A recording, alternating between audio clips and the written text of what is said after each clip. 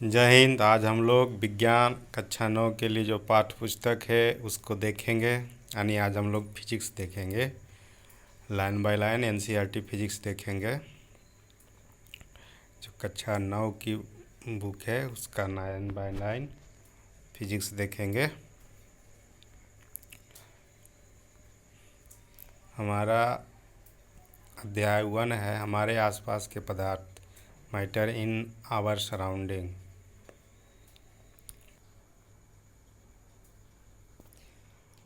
अपने चारों ओर नज़र दौड़ाने पर हमें विभिन्न प्रकार की वस्तुएं नज़र आती है जिनका आकार, आकृति और बनावट अलग अलग होता है। इस विश्व में प्रत्येक वस्तु जिस सामग्री से बनी होती है उसे वैज्ञानिक ने पदार्थ का नाम दिया। पदार्थ का डिफिनीशन आ गया। प्रत्येक वस्तु जिस सामग्री से बनी होती है उसे पदार्थ कहा जाता है। जिस हवा में हम श्वास लेते हैं, जो भोजन हम खाते हैं, पत्थर, बादल, तारे, पौधे एवं पशु, यहाँ तक कि पानी की एक बूंद या रेत का एक कण, ये सभी पदार्थ हैं। ध्यान देने योग्य बात यह भी है कि ऊपर लिखी सभी वस्तुओं का द्रव्यमान होता है और ये कुछ स्थान या आयतन घेरती है। प्राचीन काल से ही मनुष्य अपने आसपास को समझने का प्रयास करता रहा है। भारत के प्राचीन दार्शनिकों ने पदार्थ को 5 मूल तत्वों में वर्गीकृत किया। इसे पंच तत्व कहा गया।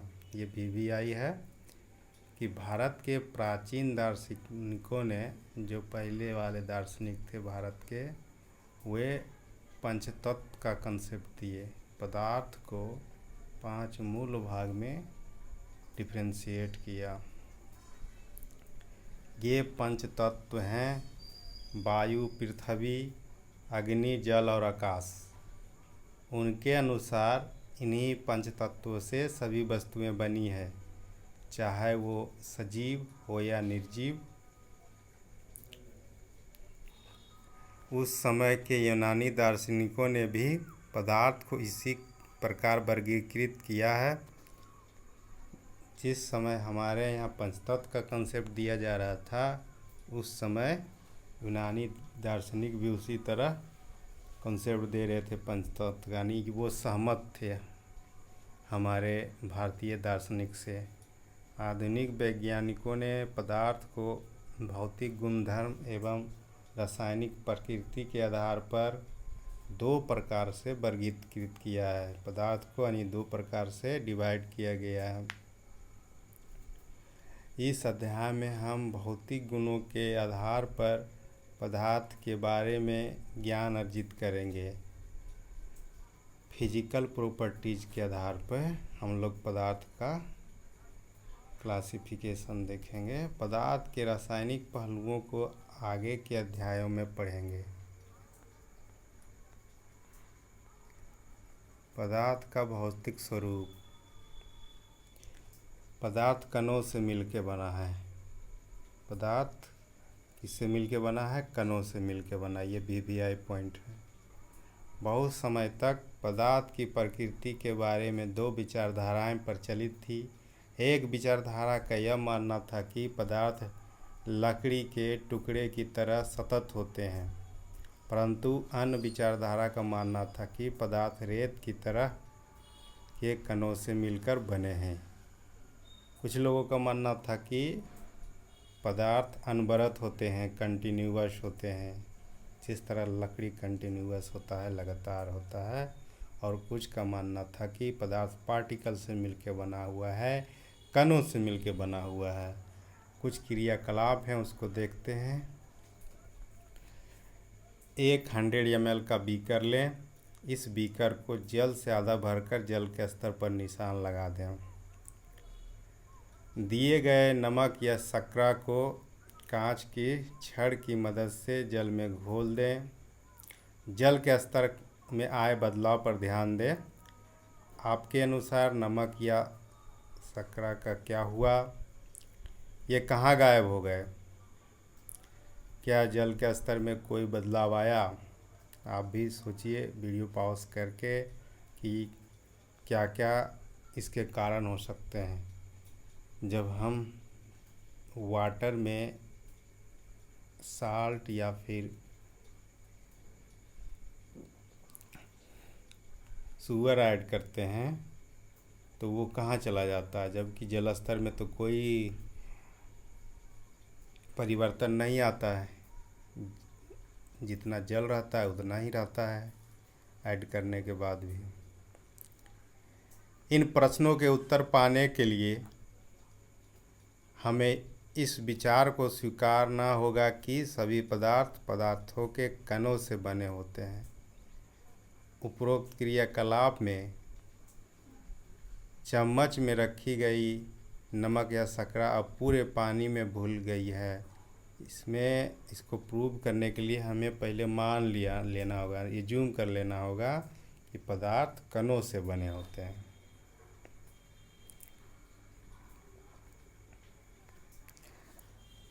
नेक्स्ट स्लाइड हम लोग देखते हैं।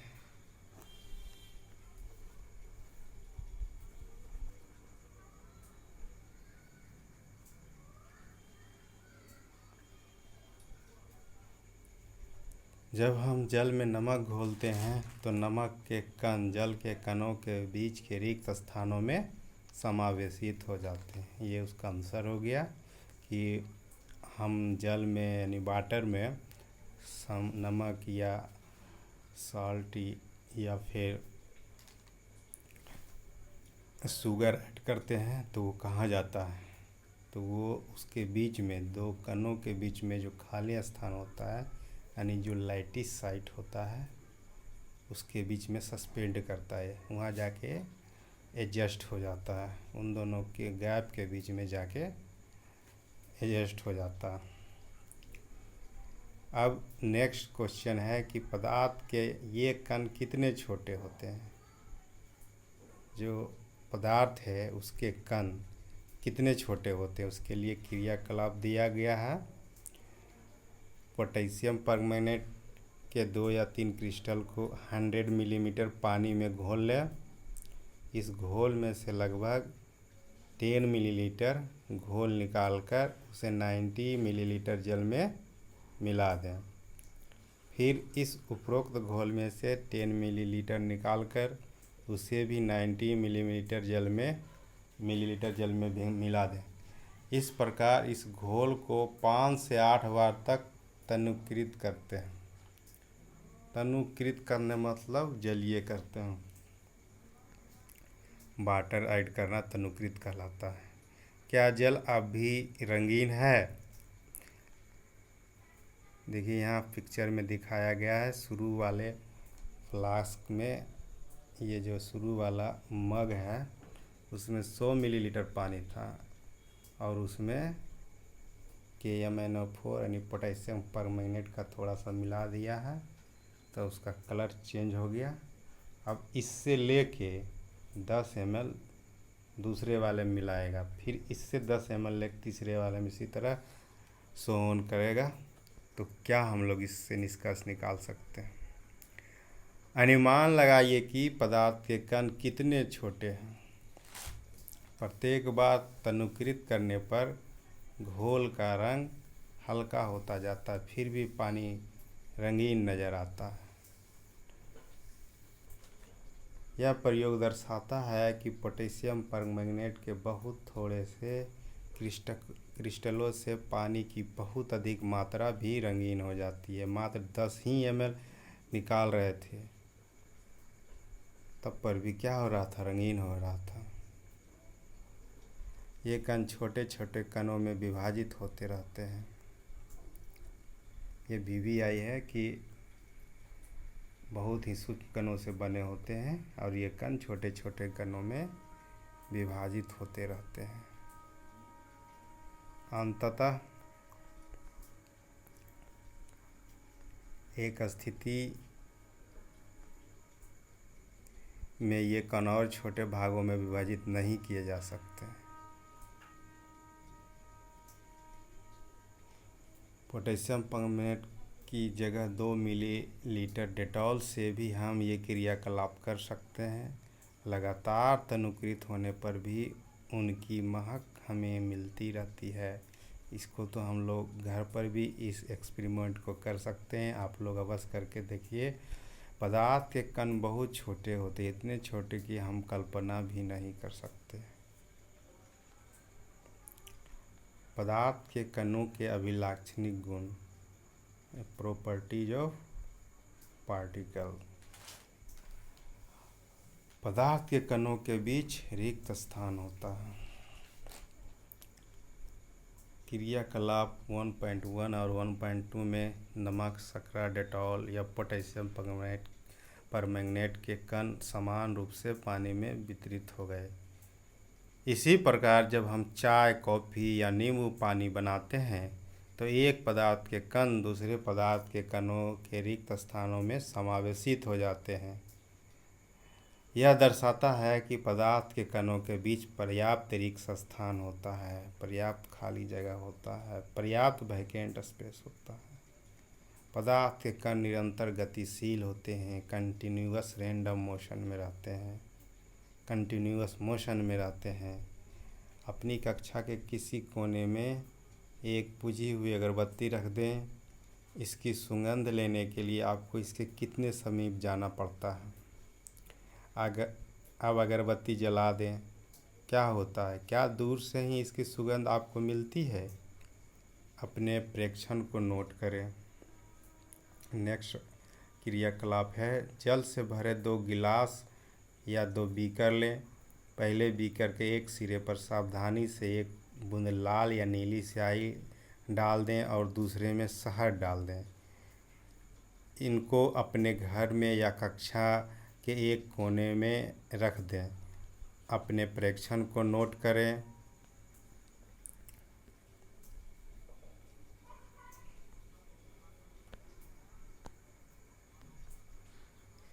स्याही की बूंद डालने के तुरंत बाद आपने क्या देखा? शहद की बूंद डालने के तुरंत बाद आपने क्या देखा? स्याही का रंग पूरे जल में एक समान रूप से फैलने में कितने दिन या घंटे लगते हैं? आप शहद के बारे में भी सोच सकते हैं कितने दिन या घंटे लगते हैं। क्रियाकलाप 1.5 है, एक गिलास गर्म पानी से और दूसरा ठंडे पानी से भरे गिलास में कॉपर सल्फेट या पोटेशियम परमैंगनेट का एक क्रिस्टल डालें। क्रिस्टल का मतलब रवेदार जो होता है ना, रवा टाइप का, और एक वो रख दें, हिलाएं नहीं। क्रिस्टल को सतह पर बैठने दें। गिलास में ठोस क्रिस्टल के ठीक ऊपर क्या दिखाई देता है? समय बीतने पर क्या होता है? इससे ठोस और द्रव के कणों के बारे में क्या पता चलता है? क्या तापमान के साथ मिश्रित होने की दर बदलती है? क्यों और कैसे?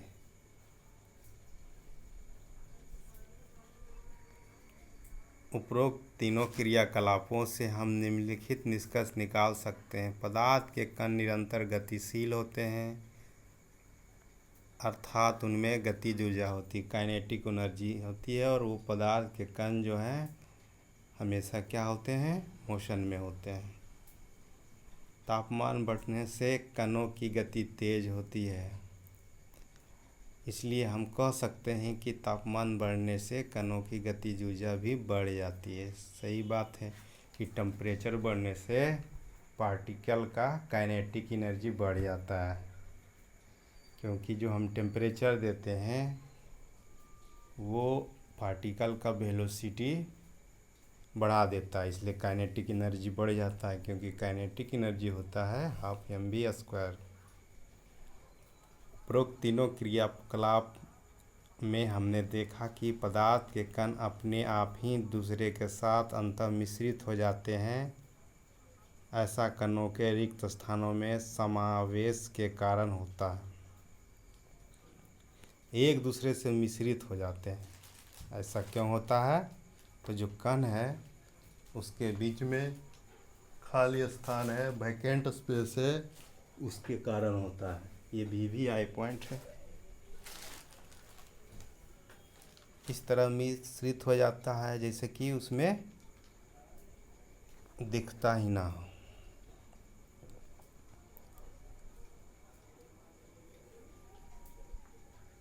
दो विभिन्न पदार्थों के कणों का स्वतः मिलना ही विसरण कहलाता है। ये डिफिनीशन है विसरण यानी डिफ्यूजन का। दो विभिन्न पदार्थों के कणों का स्वतः मिलना यानी अपने आप जो मिल गया, वो प्रोसेस क्या कहलाता है? विसरण कहलाता है। हमको कोई एक्स्ट्रा एफर्ट नहीं लगाना है, उसमें डाल दिए वो अपने आप मिल गया, तो वो विसरण हो गया।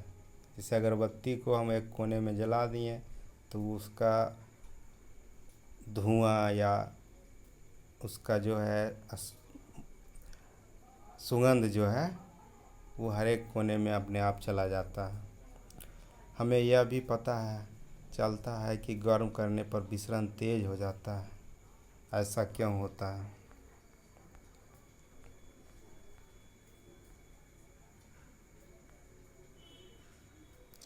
गर्म करने पर विसरण तेज क्यों हो जाता है? क्योंकि पार्टिकल के कण जो हैं क्योंकि मैटर के जो पार्टिकल हैं उनकी काइनेटिक एनर्जी बढ़ जाती है, इसलिए विसरण तेज़ी से होता है, डिफ्यूजन तेज़ी से होता है। पदार्थ के कण दूसरे कण को आकर्षित करते हैं। इस खेल को एक मैदान में खेलें। आगे बताए गए ढंग से 4 समूह बनाकर मानव श्रृंखला बनाएं। पहला समूह बिहू नर्तकों की तरह एक दूसरे को पीछे से कसकर पकड़ ले। आप बताइए बिहू कहाँ का लोक नृत्य है? तो असम का। पहले बार में क्या करना है? कमर में हाथ डाल के कस के पकड़ लेना है। दूसरी बार में क्या करना है? दूसरा समूह एक दूसरे का हाथ पकड़कर मानव श्रृंखला बना दें। दूसरा समूह जो करेगा हाथ से हाथ मिला के पकड़ेगा, मानव श्रृंखला। पहला समूह कमर में हाथ डाल के पकड़ेगा। तीसरा समूह केवल उंगली के सिरे से छूकर एक श्रृंखला बनावे। तीसरा समूह अंगुली से अंगुली पकड़ेगा। अब चौथा समूह क्या करेगा? उपरोक्त वर्णित तीनों मानव श्रृंखला को तोड़कर छोटे समूह में बांटने का प्रयास करें। ये उसको तोड़ेगा चौथा समूह। किस समूह को तोड़ना आसान था और क्यों? यदि हम प्रत्येक विद्यार्थी को पदार्थ का एक कण माने तो किस समूह में कणों ने एक दूसरे को सबसे अधिक बल से पकड़ रखा था? इसके बारे में सोचिए आप लोग। एक लोहे की कील, एक चौक का टुकड़ा,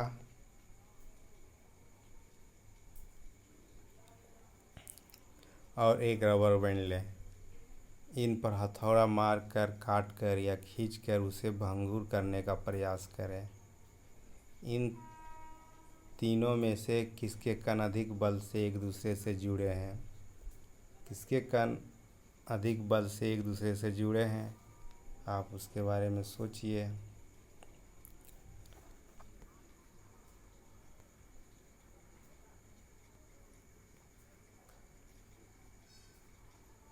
नेक्स्ट क्रियाकलाप है 1.8।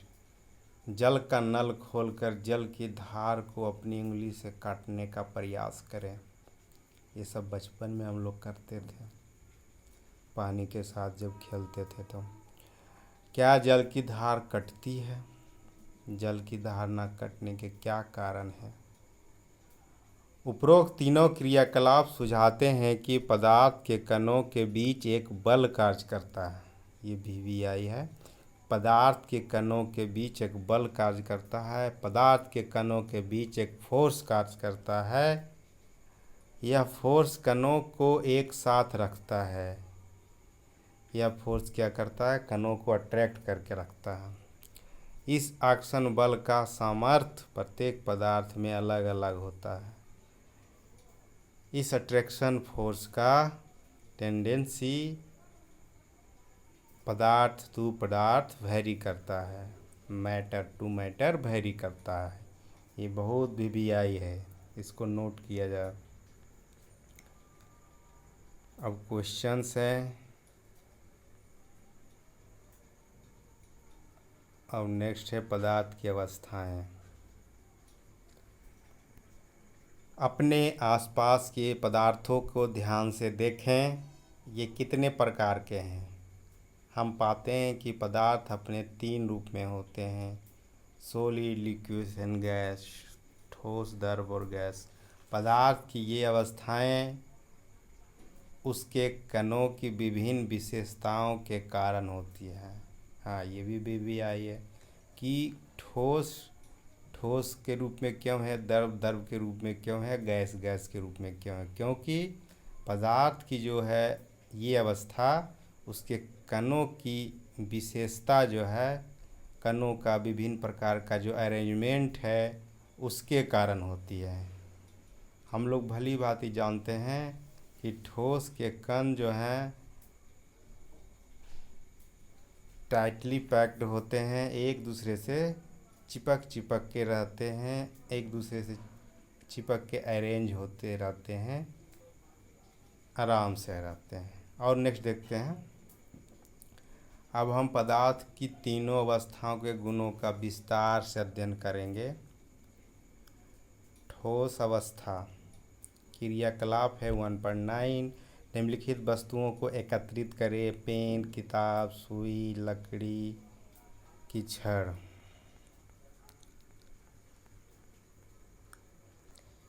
इन वस्तुओं के चारों ओर पेंसिल घुमाकर इनके आकार का रेखा चित्र बनाएं। क्या इन सभी का निश्चित आकार, स्पष्ट सीमाएं तथा स्थिर आयतन हैं? इन पर हथौड़ा मारने, खींचने या गिराने से क्या होता है? क्या इनका एक दूसरे में विसरण संभव है? बिल्कुल संभव है। बल लगाकर इनको संपीड़ित यानी कंप्रेस करने का प्रयास करें, क्या इनका संपीड़न होता है? उपरोक्त सभी उदाहरण ठोस के हैं। हम देख सकते हैं कि इन सभी का एक निश्चित आकार, स्पष्ट सीमाएं तथा स्थिर आयतन यानी नगण्य संपीड्यता, नेग्लिजिबल कंप्रेसिबिलिटी होती है। ये डिफिनीशन हो गया हमारा सॉलिड का। निश्चित आकार हो गया, स्पष्ट सीमाएं हो गया तथा स्थिर आयतन, फिक्स्ड वॉल्यूम हो गया। तब हम उसे क्या कहेंगे? सॉलिड कहेंगे। बाह्य बल लगाने पर भी ठोस अपने आकार को बनाए रखते हैं। बल लगाने पर ठोस टूट जाते हैं, यानी कि एक्सटर्नल फोर्स लगाने पर सॉलिड क्या हो जाते हैं? ब्रेक डाउन हो जाते हैं। लेकिन इनका आकार नहीं बदलता, टूटेंगे लेकिन आकार नहीं बदलेगा, इसलिए ये दृढ़ होते हैं, दृढ़ यानी कि ये रिजिड होते हैं। निम्नलिखित पर विचार कीजिए। रबड़ बैंड को क्या माना जाएगा? क्या खींचकर इनका आकार बदला जा सकता है? क्या ये ठोस हैं? विभिन्न आकृतियों के बर्तनों में रखने पर चीनी और नमक उन्हीं बर्तनों के आकार ले लेते हैं। क्या ये ठोस हैं? स्पंज क्या है? यह ठोस हैं, लेकिन फिर भी इसका संपीड़न संभव है। क्यों? ये बहुत अच्छा क्वेश्चन पूछा गया, इससे हमारा कॉन्सेप्ट क्लियर हो जाएगा। ये सभी ठोस ही हैं, क्योंकि बाह्य बल लगाए जाने पर रबर बैंड का आकार बदलता है और बल हटा लेने पर यह पुनः अपने मूल आकार में आ जाता है। अत्यधिक बल लगाने पर यह टूट जाता है। चाहे हम शर्करा या नमक को अपने हाथ में ले लें या किसी प्लेट या जार में रखें, इनके क्रिस्टलों के आकार नहीं बदलते हैं। सही बात। हम किसी भी बर्तन में रखेंगे, ये उन्हीं का शेप साइज ले लेंगे, लेकिन उनका जो आकार है क्रिस्टल का, दाना का, वो नहीं बदलेगा, वैसा ही रहेगा। स्पंज में बहुत छोटे छोटे छिद्र होते हैं जिनमें वायु का समावेश होता है। जब हम इसे दबाते हैं तो वह वायु बाहर निकलती है, जिससे इसका संपीड़न संभव होता है। स्पंज का मतलब पनसोखा, जो पानी सोखता है ना, इससे हमारा रुई नहीं हो गया, सीट में जो रहता है लगा हुआ ना, मोटरसाइकिल के सीट में जो गद्दा रहता है वो स्पंज के जैसा कार्य करता है।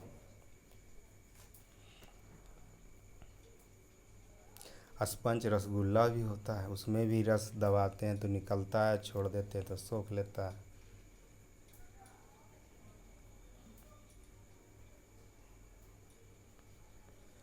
नेक्स्ट देखते हैं हम लोग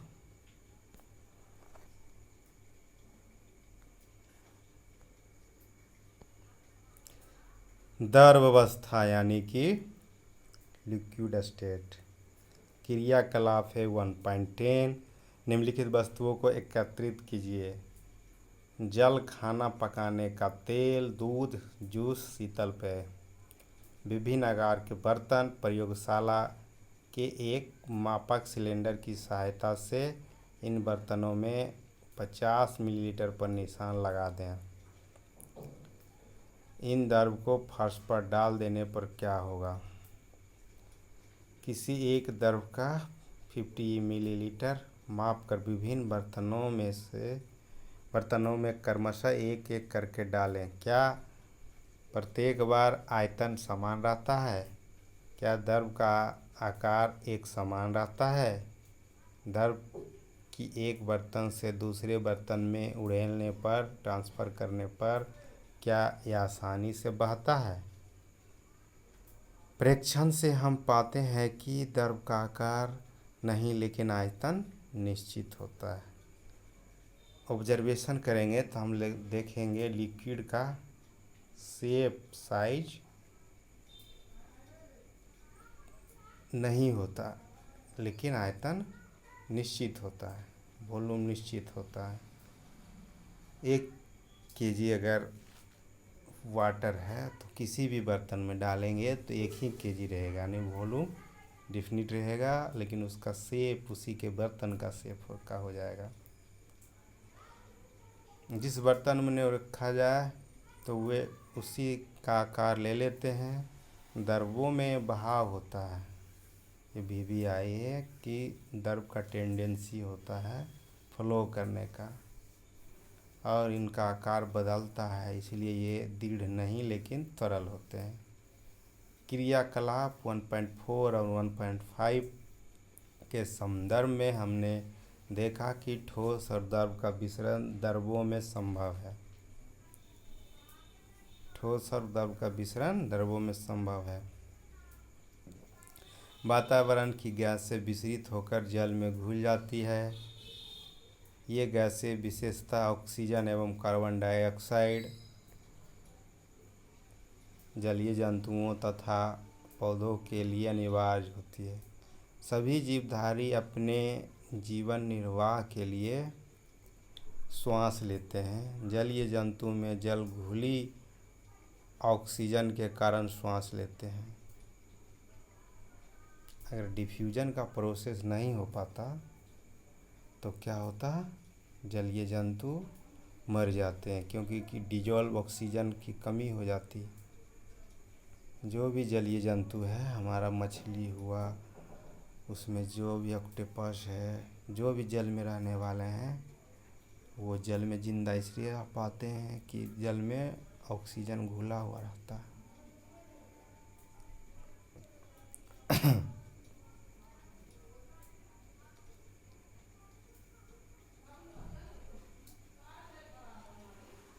इस तरह से हम निष्कर्ष पर पहुंचते हैं कि द्रव में ठोस, द्रव और गैस तीनों का विसरण संभव है। सही बात है, द्रव में ठोस, द्रव और गैस तीनों का विसरण संभव है।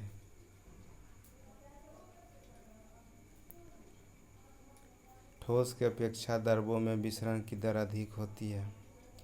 ऐसा इसलिए है क्योंकि द्रव अवस्था में पदार्थ के कण स्वतंत्र रूप से गति करते हैं। ये VBI है कि ठोस की अपेक्षा हमारा जो द्रव है यानी लिक्विड है, उसमें डिफ्यूजन की दर रेट हाई होती है, अधिक होती है।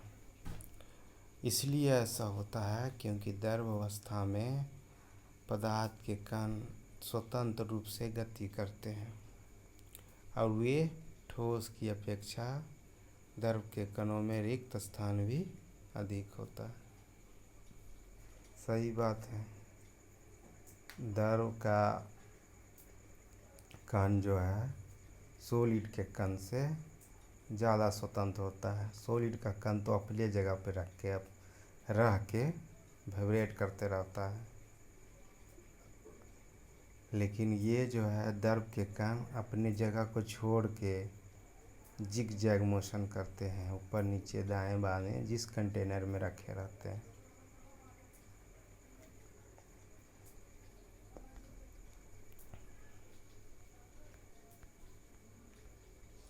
गैसीय अवस्था। आपने कभी उस गुब्बारे वाले पर ध्यान दिया है जो गैस की एक सिलेंडर से बहुत सारे गुब्बारों में हवा भरता है? उससे पता लगाएं कि एक सिलेंडर से वह कितने गुब्बारे भरता है। उनसे पूछिए कि सिलेंडर में कौन सी गैस है, तो अगली बार आप लोग पूछिएगा। नेक्स्ट क्रियाकलाप है 100 ml की 3 सिरिंज लें और उसके सिरे को रबड़ से कॉर्क से बंद कर दें। चित्र में दिखाया गया है। सभी सिरिंजों के पिस्टन को हटा लें। पहले सिरिंज में हवा रहने दें, दूसरी में जल और तीसरी में चौक के टुकड़े। बोल रहा है ना, सिरिंज लीजिए, उसका जो अगला वाला नुकीला होता है ना जिसमें हम लोग नेडल लगाते हैं उसको बंद कर दीजिए कॉर्क की सहायता से, और सबका पिस्टन निकाल लीजिए, यानी जिसको हम लोग प्रेस करते हैं ना पीछे से हैंडल जो है उसको निकाल लीजिए और एक में हवा भर दीजिए, यानी कि और दूसरे में जल और तीसरा में चौक का टुकड़ा। आप उसको लगा दीजिए पिस्टन को और उसको प्रेस करिए। सिरिंज के पिस्टन की गतिशीलता आसान करने के लिए इस पर थोड़ी वैसलीन भी लगा दें। हाँ, फ्रिक्शन कम कर देता है वैसलीन। अब पिस्टन को सिरिंज में डालकर संपीड़ित करने की कोशिश करें, कंप्रेस करने की कोशिश करें। इसी को पिस्टन कहते हैं, जिसको हम लोग अंगूठा से दबाते हैं ना, उसको पिस्टन कहते हैं। क्या आपने देखा किस स्थिति में पिस्टन आसानी से अंदर चला गया? अपने परीक्षण से आपने क्या अनुभव लगाया? क्या सोचते हैं आप इसके बारे में?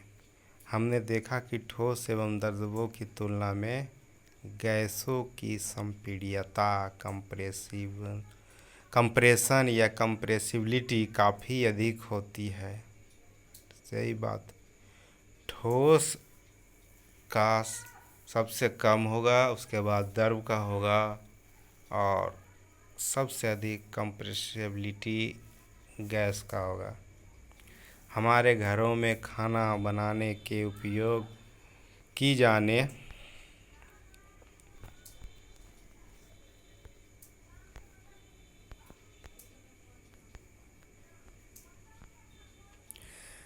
जाने वाली द्रवीकृत petroleum gas LPG liquid petroleum gas या अस्पतालों में दिए जाने वाले ऑक्सीजन सिलेंडर में संपीड़ित गैस होती है।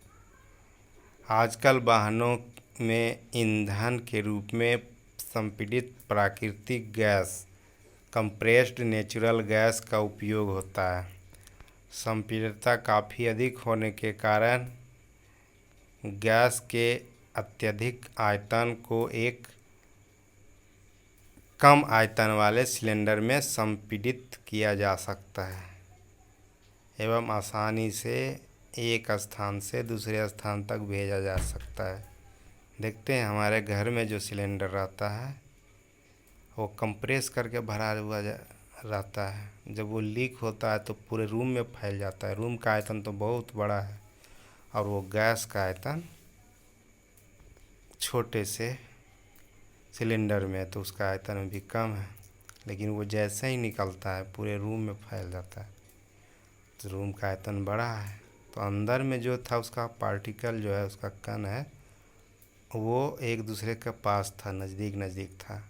लेकिन जैसे ही बाहर आ गया, रूम में आ गया, दूर दूर फैल गया, उसके बीच का स्पेस, पार्टिकल के बीच का स्पेस, जिसे इंटरमोलिकुलर स्पेस कहते हैं, वो ज़्यादा हो गया। पार्टिकल के बीच जो फोर्स लगता है, इंट्रामोलिकुलर फोर्स कहते हैं, अंतर आणुक बल कहते हैं।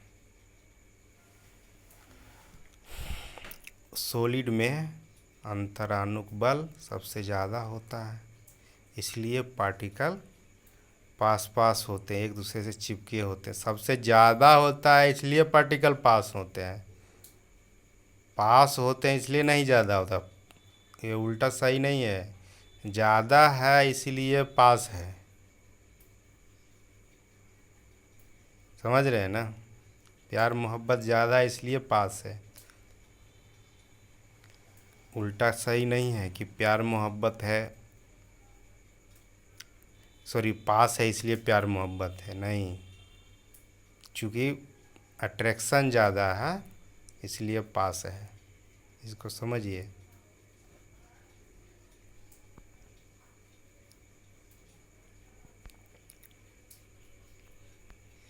हमारे नाक तक पहुंचने वाली गंध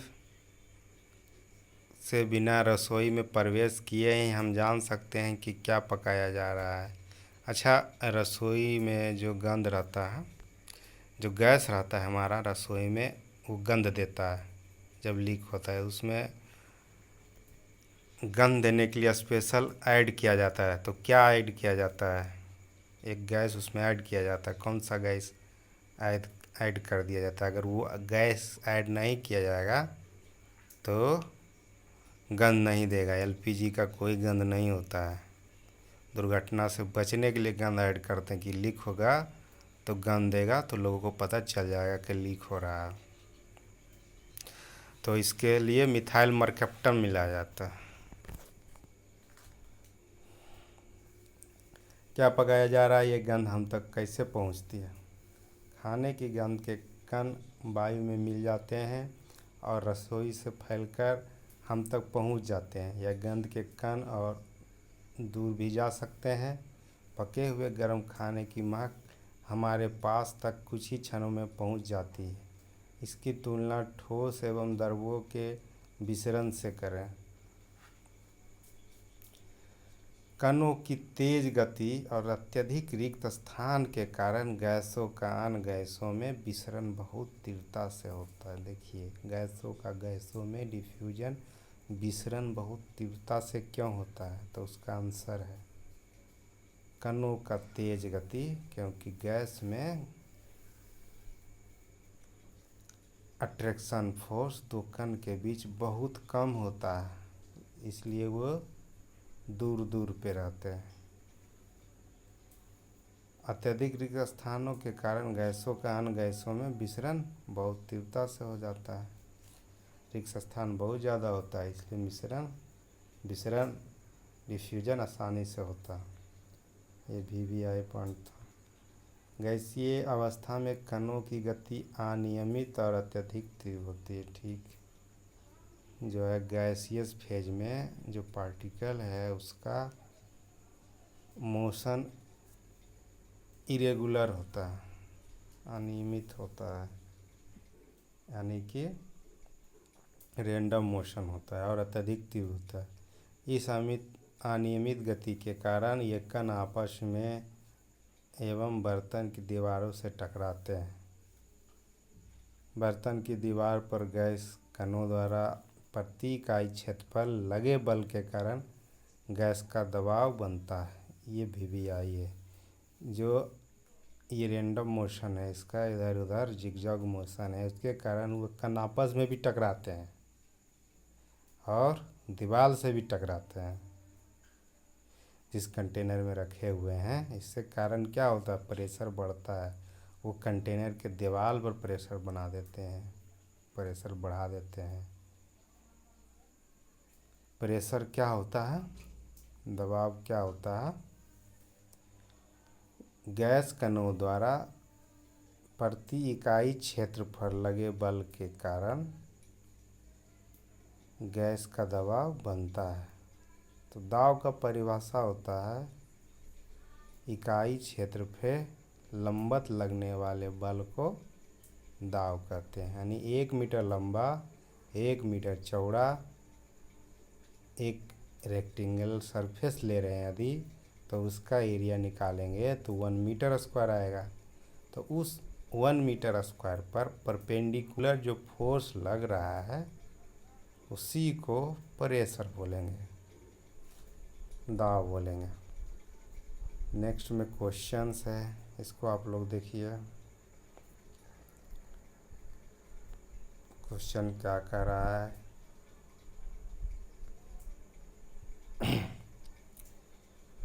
किस द्रव के द्रव्यमान प्रति इकाई आयतन को घना, अच्छा पहले दे दिया है, किसी तत्व के द्रव्यमान प्रति इकाई आयतन को घनत्व कहते हैं। यानी कि इकाई आयतन 1 मीटर क्यूब, कोई भी 1 मीटर क्यूब है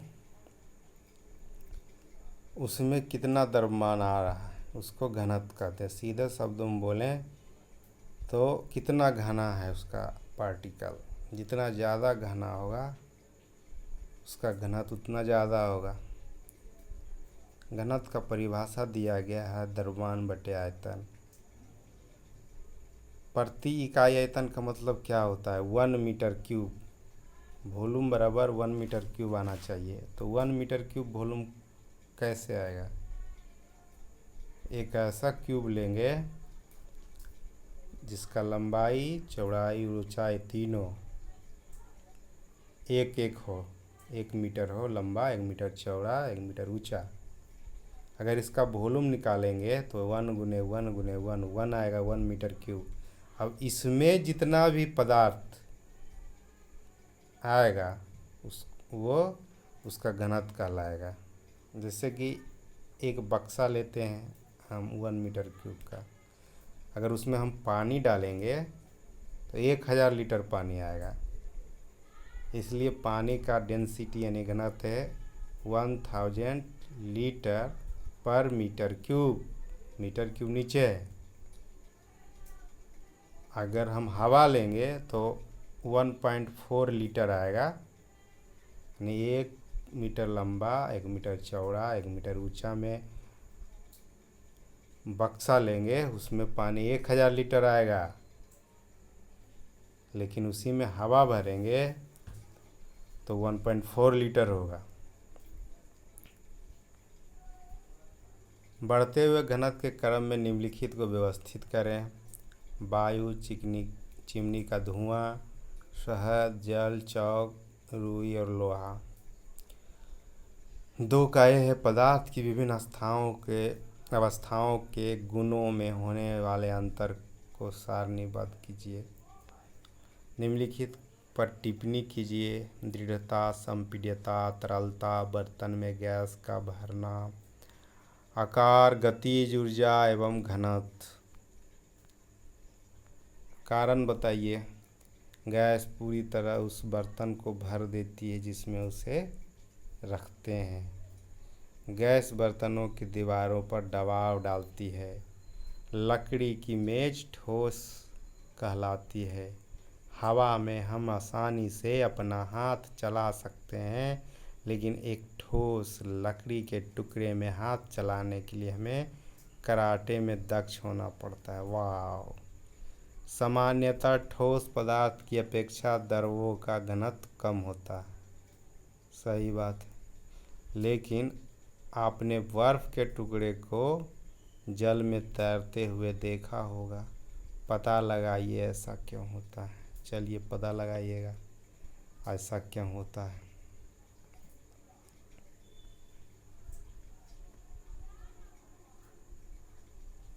यहाँ पे देखिए तीनों का पिक्चर दिया हुआ है, सॉलिड का जूम करके, लिक्विड का जूम करके। ये जो है सॉलिड है, सॉलिड का देखिए अरेंजमेंट, पार्टिकल का अरेंजमेंट एक डिफिनिट पैटर्न में है, और उसके बीच में जो ब्लैक ब्लैक है खाली स्थान है, सॉरी ब्लैक वाला नहीं, ब्लैक वाला पार्टिकल से दिखाया गया है। जो रेड रेड है वो स्पेस है, इंटरमोलिकुलर स्पेस, खाली स्थान है। तो इसमें सबसे कम है मोलिकुलर स्पेस, इंटरमोलिकुलर स्पेस, खाली स्थान। इसमें देखिए लिक्विड में, द्रव में उससे ज़्यादा है खाली स्थान। लाल लाल वाला देख रहे हैं ना, और जो ब्लैक ब्लैक वाला है वो हमारा कण है। इसमें पैटर्न देखिए, डिफिनिट पैटर्न नहीं है, जैसे तैसे सजा हुआ, इनडिफिनिट पैटर्न है, जबकि सॉलिड में एक डिफिनिट पैटर्न है।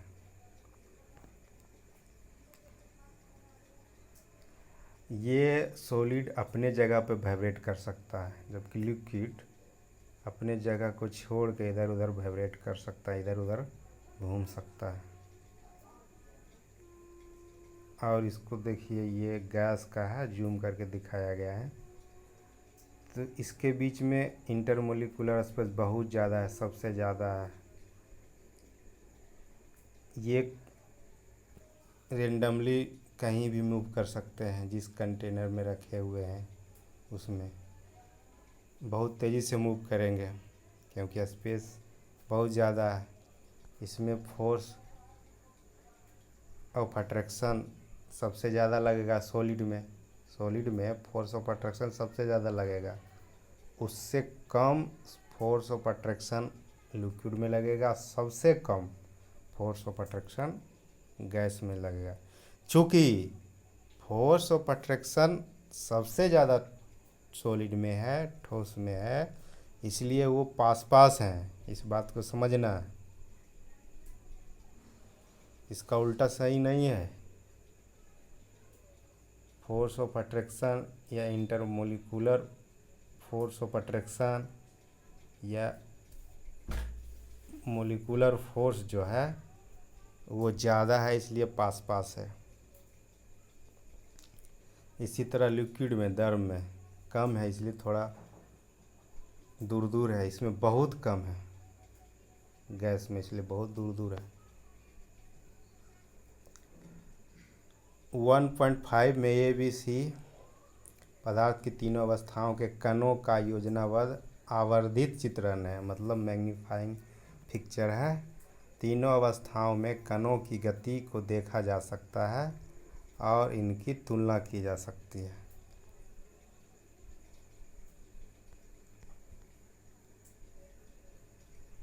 चलिए ठीक है। क्या पदार्थ अपनी अवस्था को बदल सकता है? सोचिए, बिल्कुल अपनी अवस्था को बदल सकता है। आदमी बदल सकता है तो पदार्थ क्यों नहीं बदल सकता है? अपनी परीक्षण से हम जानते हैं कि जल पदार्थ की तीनों अवस्था में रह सकता है। जैसे कि एग्जाम्पल ले लीजिए, वाटर, पानी का सॉलिड में भी होता है, यानी बर्फ़ के रूप में, यानी सॉलिड है। पानी लिक्विड है, उसको गर्म करेंगे तो गैस बन जाएगा, तो वो गैस हो गया तीनों अवस्था में। अब हम लोग नेक्स्ट वीडियो में देखेंगे। वीडियो बहुत लंबा हो रहा है, 15 स्लाइड को हम लोग नेक्स्ट वीडियो में देखेंगे।